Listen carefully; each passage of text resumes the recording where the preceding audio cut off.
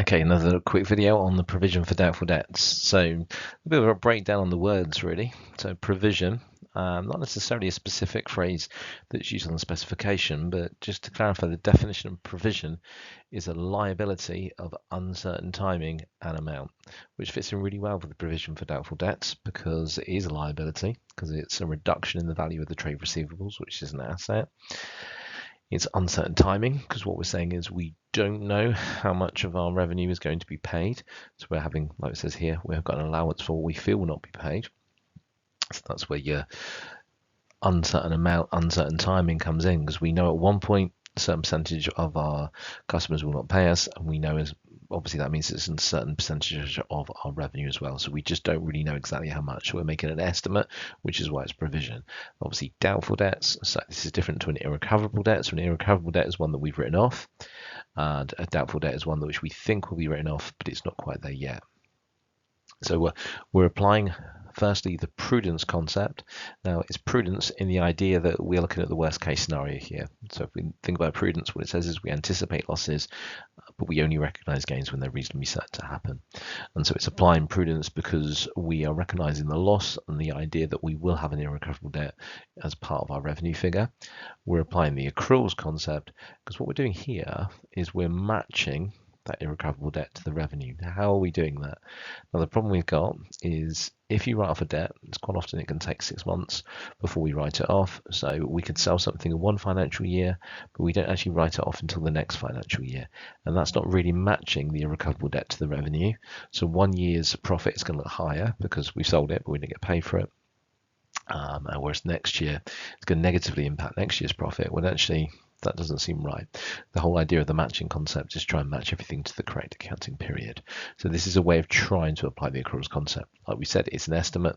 So we're not saying it's completely scientific or completely accurate, but it's the best guess we can make as to how much of our revenue will not be paid. So this provision for doubtful debts, it hasn't come up that often. I think it's only ever come up once on an A2 paper, and it could come up on paper 1 or paper 2. So it's a really important one to be able to complete. So the first thing we're going to do with the provision for doubtful debts is, as with any T account, enter the opening balance. The opening provision goes on the credit side because, like we said, provision is a liability of uncertain timing and amount. It has to balance on the credit.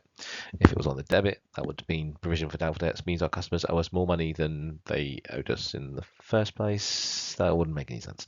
So it's got to open on the credit. Once we've entered the opening balance, then we've got to actually work out the closing balance. Now, I've popped in brackets there, consider any irrecoverable debts.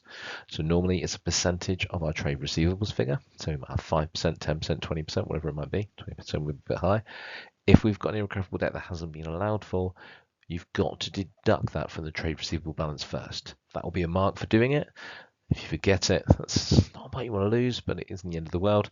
But the key thing is we calculate what our closing balance will be. That then becomes a balance carried down on the debit side of the T account, and the closing balance being balance brought down underneath the total on the credit, because that is the figure we're bringing down into our accounts, but more specifically our statement of financial position. Once we've done that, our T account won't balance until we put an income statement entry.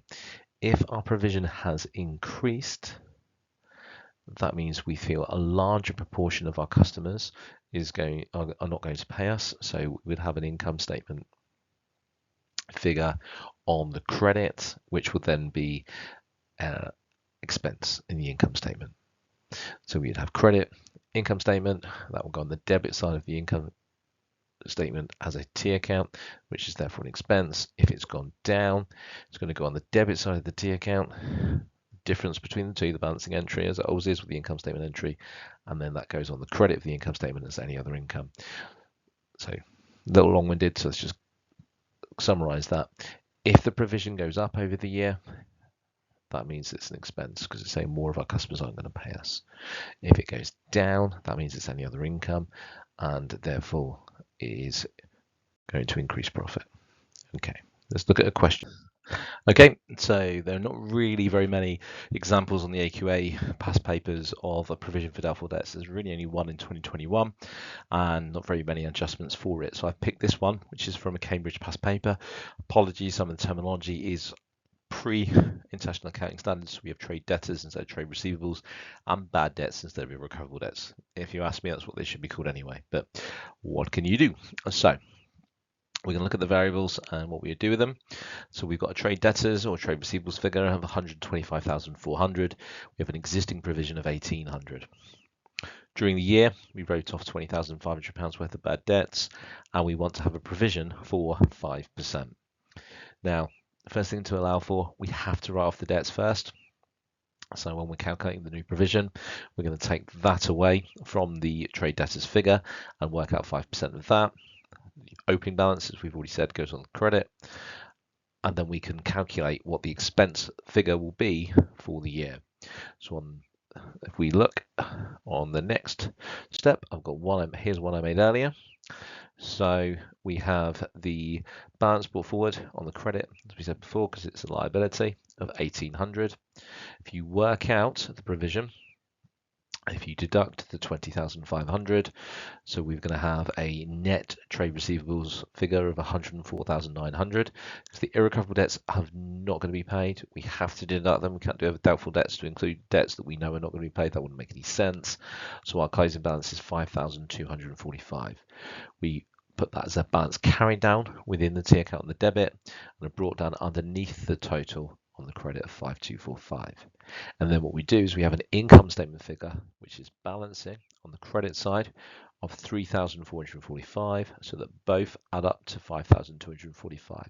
Can you please get in the habit of making sure you've got the totals on both sides? Some students miss that, don't do it, and then start including the brought down in the totals and completely going wrong. What we can see here is the provision has gone up by 3,445. That would be an expense in the income statement, which would make sense because this 3,445 is on the credit here, so we'll go on the debit side of the income statement. Then what we have is our remaining 104,900 of our trade receivables.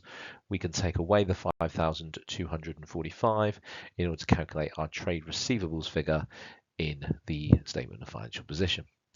Okay, learning provision for doubtful debts is coming up. Thank you.